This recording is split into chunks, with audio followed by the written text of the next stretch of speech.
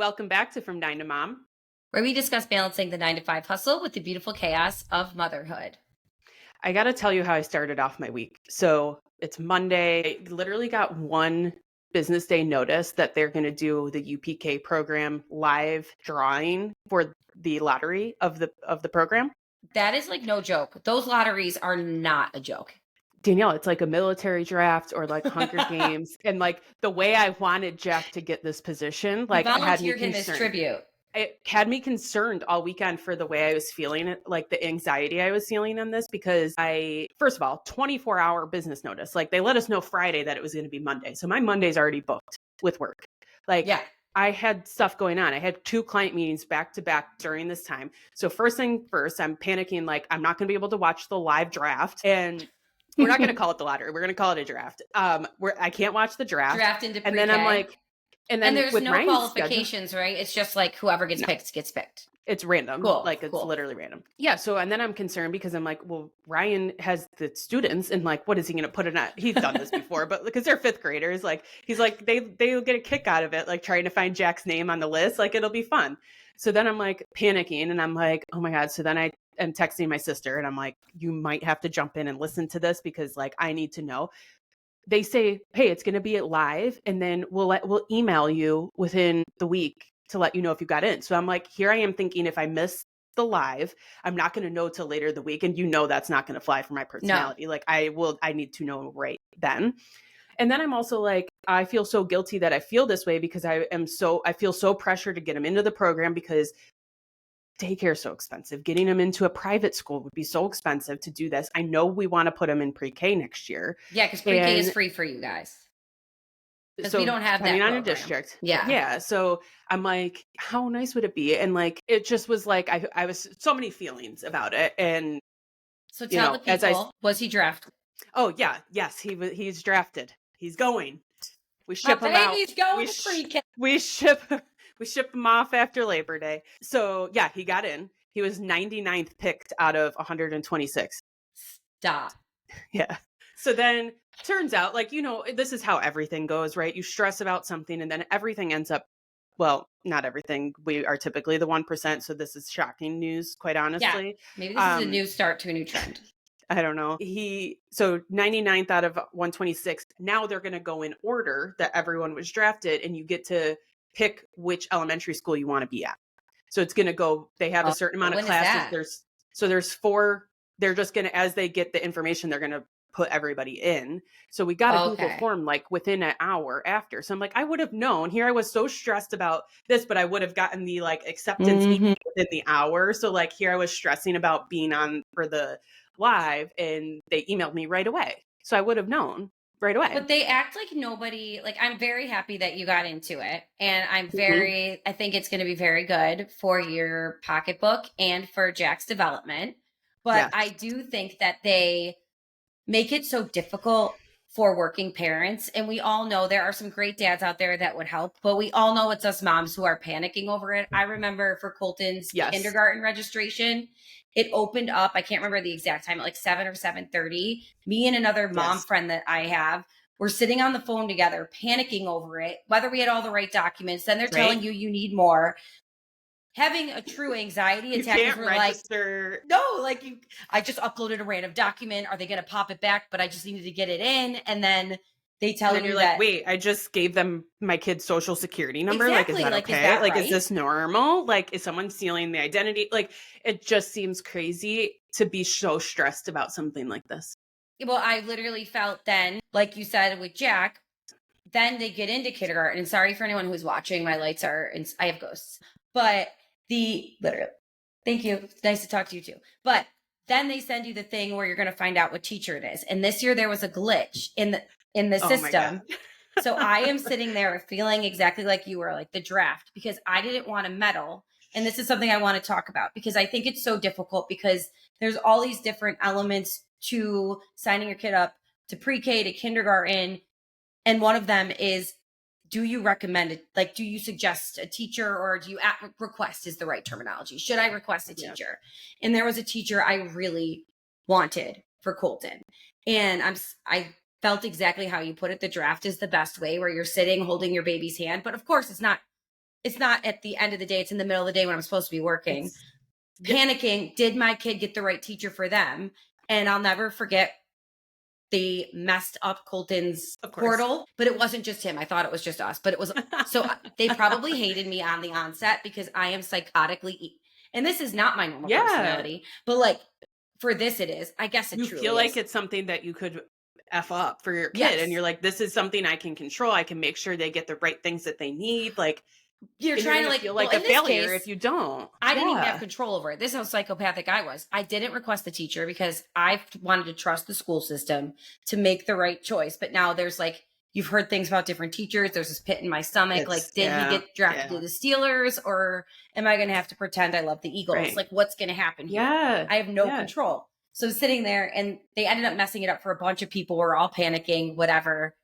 It gets fixed and audibly screamed when my son got the teacher that I wanted him to get because I didn't meddle, but I got what I I wanted did it. anyway. I got their I did it. paperwork in. I did everything right. Like, that's honestly probably more what you were like rewarding Worried or about. being Like, excited. did I Like, not did yeah. I not put him in right? Is he I not a did it. Like, student? it was an accomplishment for mom being like, I freaking got the right paperwork in, and like this, he can go. It's You could amazing. go to school. You could go to school because that's the nightmares you have, right? That you never graduated Well, college and or that's failed a like, class. so we picked all this stuff, and now the long laundry list comes in of, hey, it's all the same kindergarten paperwork because he's going to be going to the The public same school. school. And so they would just take all that for next year, which is great because I'll have to do it this time, and then he'll just get physicals. So and, is Ryan's school an updated option records. then? Well, so I asked Ryan about that. He kind of was like, I think that they could do it, but the UPK program is so strict around here. The districts that allow it, there is no favoritism. So Ryan can't get him into his school's UPK because people are lined up for it that live in the district. I don't know if they do it anymore where like Jack could go, like when he's in the grade school, like if he could go because he works there, but Ryan doesn't want that. He was like, I don't want the kids to, I don't ever want to teach in the district that they go to school in. Like, I don't think it would be a good environment for me or them because Unless Jack's a baseball star, because my friend's husband does this and they didn't want that either, but they play in that district because then Trent can coach. that's true.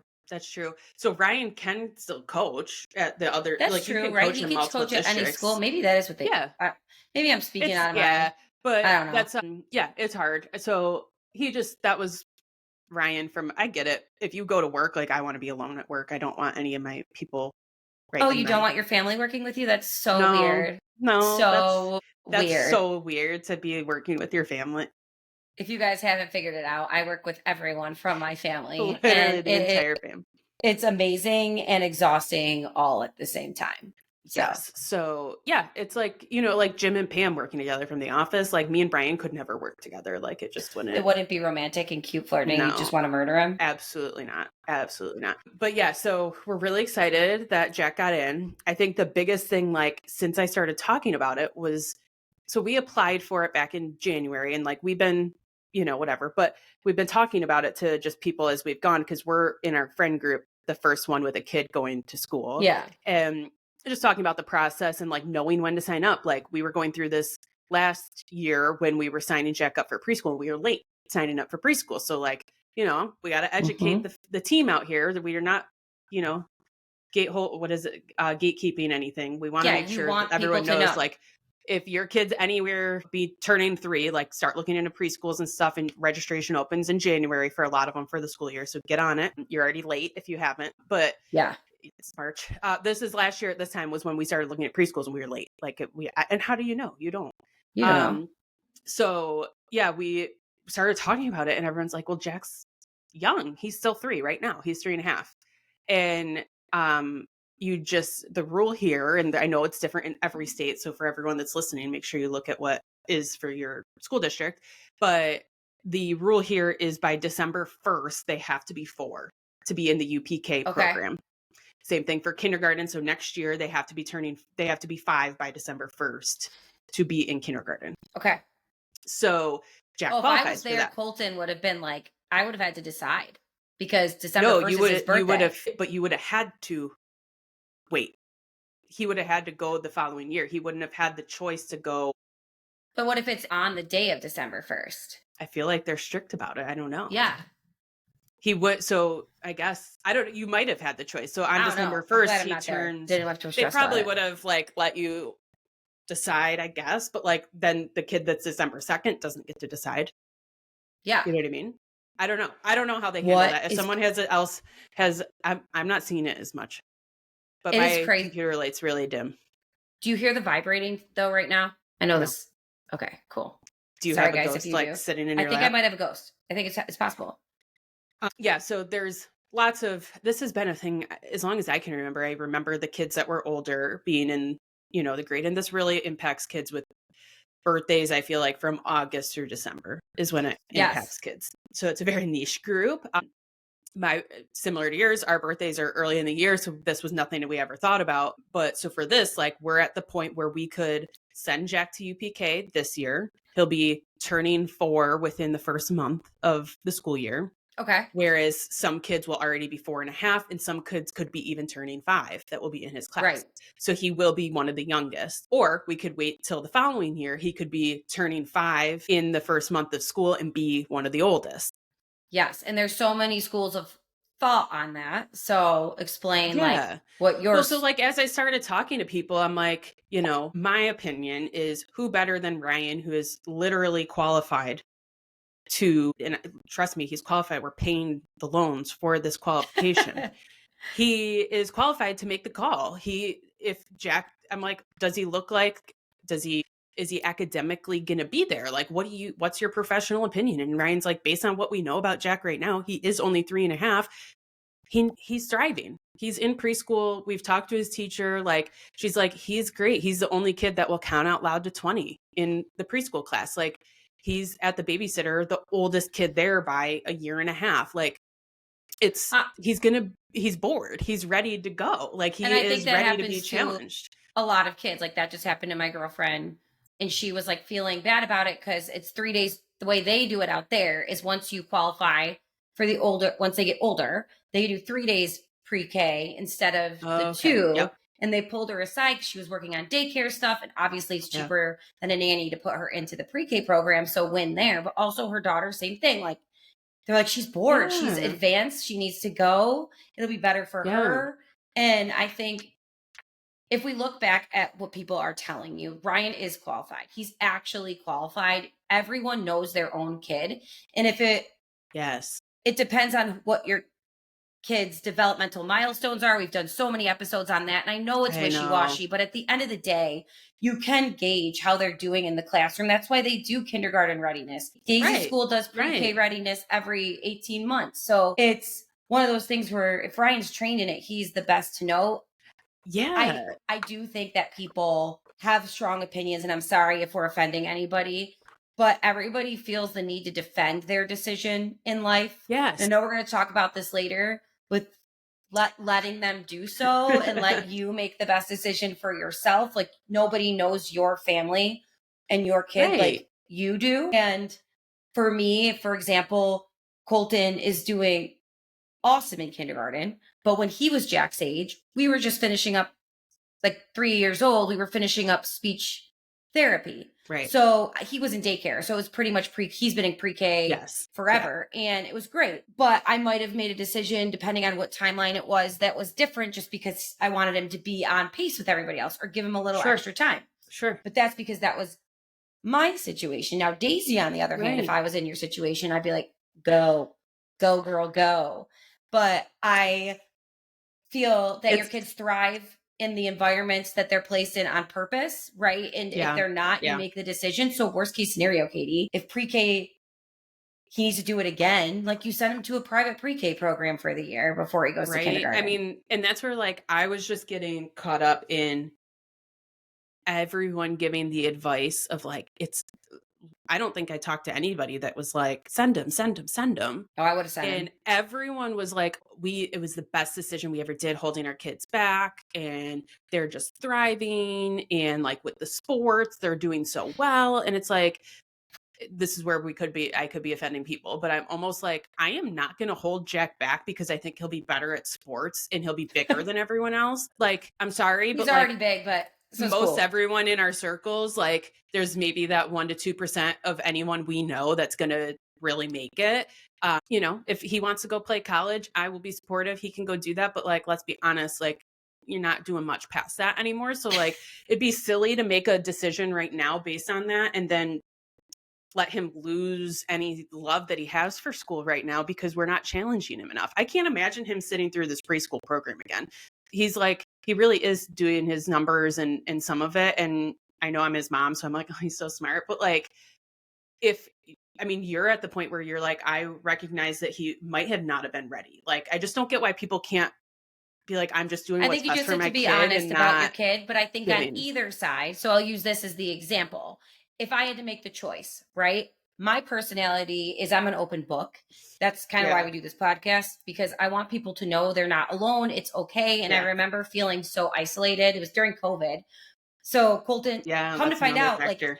almost He's a true every COVID kid. true COVID kid, almost everybody I talked to that had a boy at his age during COVID struggled with some kind of speech therapy, first child, Yeah. didn't have anybody else like in the house speaking, like kids wise to him. And he Yeah. wasn't associating with a ton of other kids. And I Right. remember the girl looking at me and saying, here's a good example. I wasn't going to send him back to daycare. I didn't want to send him back to daycare. I was scared. It was COVID. And the therapist looked at me and said, all he needs is to go to school. This is what Colton needs. He needs to go to daycare. Once he's around other kids, you're going to see an instant change in him. Yeah. He's showing the signs that he's ready, but I think he needs the push from other kids. I sent him back to school around 24 months, 2 years, whatever. And he tested out of the program, like the school program, by 3 years. Like it was, she was right. I didn't know. People were like, are you really going to send him back to school during COVID? It like, what is that going to look like? But the truth is there were more reasons than one. A, he needed to socialize with other kids.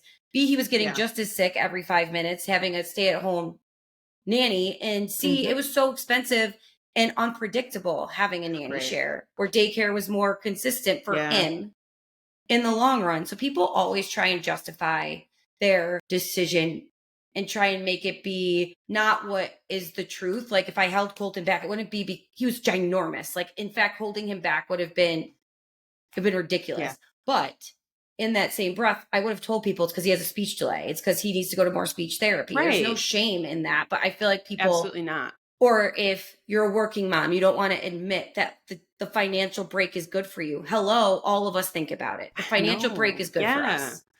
And then I'm like, okay, am I just the only one saying it? So now I seem like the a-hole here, like being like this. But like like I was in a like I'm telling this to other moms, and like we have to give advice without giving judgment, and a lot of people still are giving judgment, and I wish we could get away with that. I mean, and it made me a little more conscious of like, okay, I give advice all the time to people. We talk about it on this podcast, but like if somebody came to me and was like, I really need to hold so and so back, like, you know, or I don't know what to do, I'd be like, well, like, let's look at the options for your kid. Like, I'm not going to in the future jump down and be like, well, you should send them. Like, I would send any kid. I wouldn't like blanket that on everything. Like, you have to look at what's best for the kid at the end of the day. And like, we can't be giving judgment. And this goes for any topic, right? Like breastfeeding versus bottle feeding. Do you do what's best for your kid? Like, there's so many choices as a mom, and to be like looking for advice and then be met with like judgment because you have to agree with the one way somebody picks because they don't feel confident enough that they did the right thing. They want everyone to make the same decision that they did so that they're right. It's like, so there's no being right being a mom. And it's like, there's not. And there's always going to be someone who doesn't agree with your decision, whoever that might be. It could be your family, it could be your friends, it could be your spouse, it could be school. It doesn't matter. You're never going to please everyone. And you've got to look at what is the best for you and for your family and what's going to bring you the most peace. And what's going to you think is going to be the right thing for the kid. And the other thing is we're not always going to make the right decisions. We're not always going to make the decision that's best for our kid, but not on purpose. We do what we think is the right thing, and we try our best to be great moms. And we all fall short at some point, and you can't beat yourself up about it. You change it for the future. And I just think there needs to be less mom judgment out there in general. But it is hard because we don't even realize we're doing it because we're passionate. Let's think of a topic we're passionate about, right? Well, and you think you made the right choice and you want to do that, but you have to spin it in the fact with with always the caveat of I love the choice I made because it was right for my kid. Yes, or Like me. that's the caveat. Or yeah, like Like your it was right for family, us. your whatever it is. Is this going to be the easiest choice? Honestly, no, because the pre-K is 9 to 2:30 and it's no busing. I'm going to have to figure out how to get him there at 9 and picked up at 2:30 5 days a week. Yeah. I can, speaking of giving advice, we do 9 to 1. So I could give you some tips and tricks, but they're not going to help you. It's still Which too like much. it's gonna be figured out. I mean, you figure out everything, and it's only one school year that it's like this. Like it's not like it's for the rest of my life. But you just you have to stay confident with it. But I wish, because I'm gonna bring in our book of the month here. I wish I would have read these 2 chapters before the weekend when I like had some more conversations about it, because I swear like these 2 chapters that I've listened to on Audible, which is really great. I'm going to transition to actually reading the physical copy of this book. Yep. I swear she's like talking to me. I'm like, this I is told you me. that's These how are it all my feels. problems. And I just texted one of my friends. I'm like, you need to get this. I know you're not a reader. Get on Audible and just start listening to it like a podcast, because I literally think she's talking to me. Like, and she would be talking to you too. Like, That's why I the do think the story. Audible is the way to start, because I did the same thing with Audible, then reading the book, because I felt like you guys have been making fun of me, I'm sure, me calling Mel my best friend for the last like month Well, and a she half. did comment I know. on our post, guys. I So we're almost died. basically I viral. left. I freaked out. I told Jordan. It I was sent the as text good as like a message. personal signed copy. We should look and see if she's doing book signings. I would Go do meet her. anything to Mel, if you're meet listening, her. we'd love to have you on. Yeah.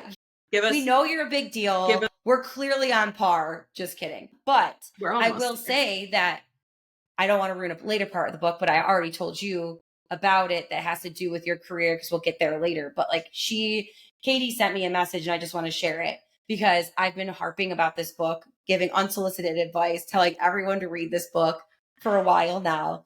And it truthfully like made me think of life so different. It's so simple, yet so effective. And at 9:29 a.m., Catie texts me, I think Mel Robbins may change my life with this book. I'm not being sarcastic either. And I Well, was you know like, how I could be like, yes, I would you say would. something like But that. that's why the follow-up was so good, because it's that it's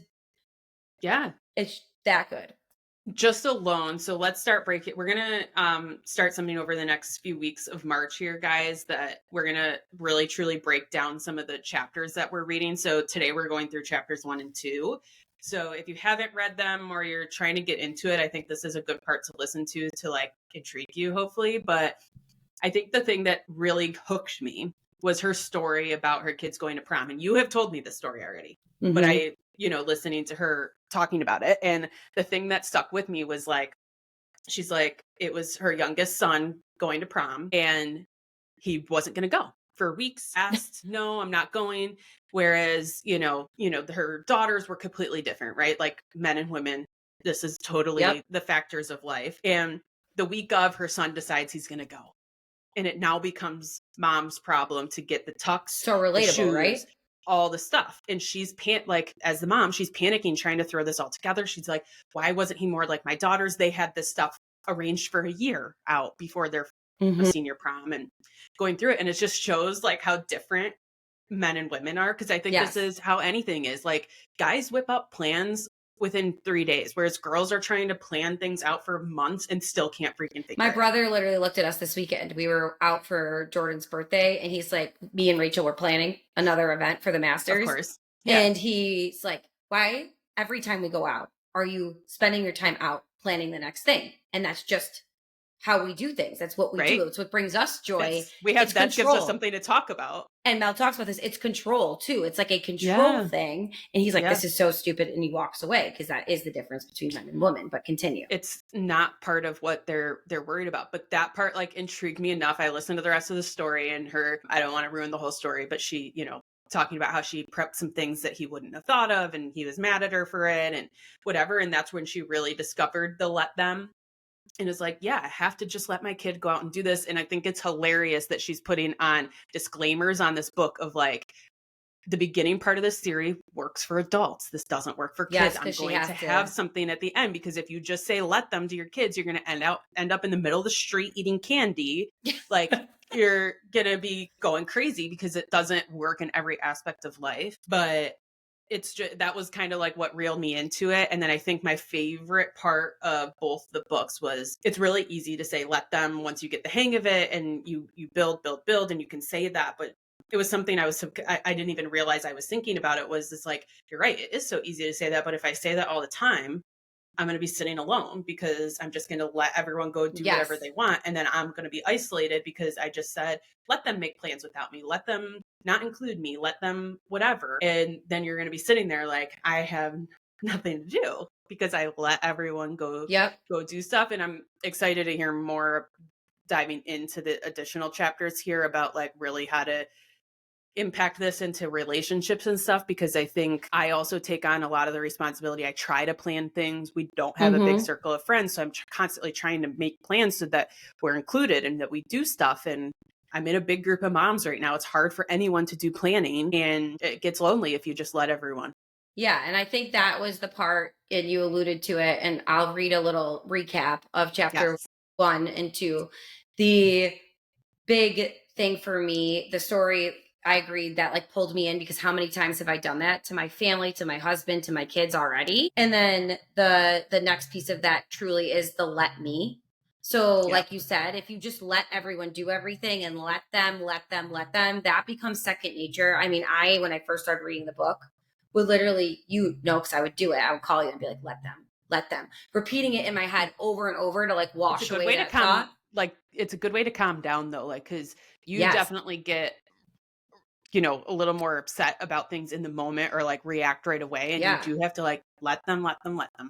And it really does help me stay like refocus before I speak or take action. Right. And then Right. the let me portion of it is really, okay, so what about this situation triggered me or made me feel this way? Why was like, what do I really want out of it? So what can I do to get what I need and what I want Right. in the future or out of it? So chapter 1 is just about the life-changing power of let them. And the core idea of that is that the theory is about releasing control over other people's actions, which I think is moms, especially, we do all the time, their decisions Mhm. and their opinions. So instead of trying to change, convince, or control others, simply let them be who they are, right?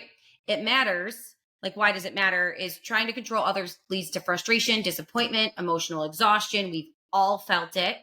And by accepting that people will do what they want, they're going to do what they want no matter what you do or say. You're freeing yourself from the stress, and you Mhm. get to focus on yourself instead of them. So in her case, she talks about a group of friends that like went on a trip, and I resonated with that story a lot, Same. like Same. a lot. The key lesson really is, if someone doesn't invite you, if they don't include you, if they don't appreciate you, or if they don't respect you, like let them. Their actions reveal who they are, not your worth.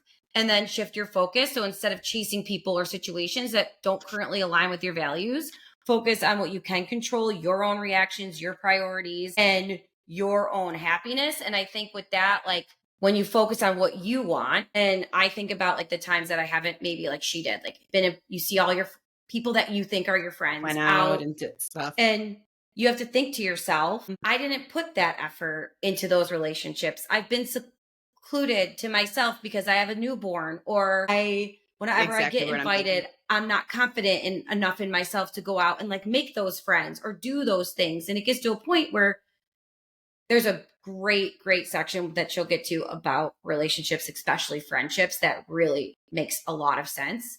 But what do I want? I don't want to be left out. I want to, but I can't be mad at those people for going out and enjoying each Yeah. other. They've spent the time, they've done the planning. I'm on the outskirts because of my own actions or my Yeah. situation. But that situation is not their fault. They're not Well, and trying that's what to makes exclude this you. makes it really hard to sit with, because she talks about how she's like, I sat there and said let them, but then if I do just let them, I'm going to be even more isolated, because I'm going to Yes. eventually resent that. And I think I want to put it out there that I think, just with these 2 chapters that I've read so far, I think every new mom should read this book, because everyone's going to have that same feeling she felt when she got left out, because there is a time when you're a new mom and you have to say no to some things, and then you get written off. I mean, I feel like it happens to more people than not. And I know people have different situations and have easier times with, postpartum and whatnot. But I mean, there's times you have to say no to things and you can't make it because you can't get a sitter. You can't get this or you can't, Yes. whatever it may be. And so you get left out. And then next time they're not thinking of you. And it's something so that could be fixed once you re-engage in that relationship. It's fine. They're top of mind again. And this really, I'm curious how this will go along with the relationships of applying it to moms versus other women that don't have kids and She does how talk. to, She will talk about that. And I yeah, think that she talks to a psychologist about it. She did a lot of research in the book, so I don't want to ruin yeah, it. But yeah, when she talks, it makes so much sense and it makes you feel yeah, less at fault and it makes you less angry at other people too. yeah, Because how many hmm, times have you introduced somebody to somebody else, right? yeah, And that's your friend. I have a distinct memory of like in college, they're still both my best friends, but they both lived in Rochester at the time and I was away at school and they hung out once without me. Like one time. But like I forced these two together. They are my two best friends to this day and they went out yeah, without me. I remember feeling so hurt. So it applies to like being younger too. So hurt right, right. and they didn't even invite me, but it wasn't like that. I was at school doing my own thing with my own new friends because they were close by and that's And who I there was talked to nothing every day. wrong. And It they wasn't called because you me. did anything. Yeah. No, I didn't do anything wrong. But you And they didn't spiral. do You anything wrong. probably I and you spiraled. probably spiraled and you're like, they're mad at me. They're teaming up and Exactly. they're probably talking about me. And I think that's where this book can help as far as what we've learned thus far in the book is like they're not mad at you. They're not they might not even be thinking about you, which is what is really Which, hard to accept. well, and that's what she talks about. Like the root of resistance, like the freedom of letting go, our root of resistance, like we very much struggle to let them, like you said, we Yeah. spiral because of fear, like fear that we're being rejected, like they don't like me anymore. I did Right? something wrong. Fear that we're going to be alone and we're not going to have any. How many times have you cried, Kate? I mean, I have to Jordan, being like, I'm so lonely. Like I miss my friends, but they're all moving on without Right? me. Like in the throes of motherhood and career, then you throw a career on it, right? And you're trying to escalate this career. That's what's important to you right now. But you feel even Mhm. more isolated because in your free time, you want to spend it with your kids because you don't get to see them. But during your work, it's so you're got this guilt going back and That's forth. a But then, constant It's yeah, the constant battle because you work all week and then you get to the weekend and you want to go out with people and you're like, am I really I paid somebody to watch my kids all week. Now I'm going to pay somebody to watch them on the weekend when I'm free. Like it, yes. it all ties in and I think that's why I think this is going to be really a really good psychological workshop here Yeah, I as think we it'll go be through the great for book. anybody who's reading it. And I think the important thing that you said already is really that the theory isn't about being passive or giving up. It's really about liberating yourself Mhm. from that emotional burden of trying to control others in every situation around them. And the more you let people do what they're going to do, and the more you let them be who they're going to be, you are going to gain a little bit more clarity and stop muddying up the waters and Yep. kind of be able to look at what is the most important to you in your life right now and how do you take action to make that happen. But I've wasted so much of my life not letting people not letting them, trying to control.